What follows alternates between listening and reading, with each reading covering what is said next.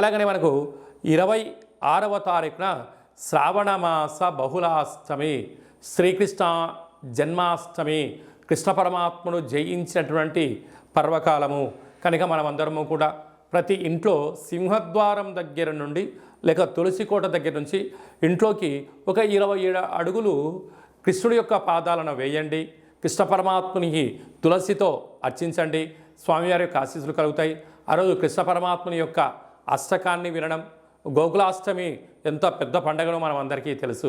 అలాగా చక్కెర పొంగలని పాయసంతో ఉన్న పదార్థాన్ని నైవేద్యం పెట్టడం, వెన్న ముద్దను ఏర్పాటు చేయడం, మన యొక్క అబ్బాయిలకు కానీ అమ్మాయిలకు కానీ చిన్నపిల్లలకు కృష్ణుడి యొక్క అలంకరణ చేసి దైవం మానుష రూపేణ అంటే చిన్నపిల్లలు దైవంతో సమానం అని చెప్పి మనం గమనిస్తూ ఉంటాం. వాళ్ళకి అలాంటి అలంకరణ చేసి వారికి సంపూర్ణమైన తృప్తికరమైన ఆహారం పెట్టడం వల్ల కృష్ణ పరమాత్ముడే మన ఇంటికి వచ్చాడా అన్నట్టు కళ ఉంటుందని చెప్పి గమనించాలి.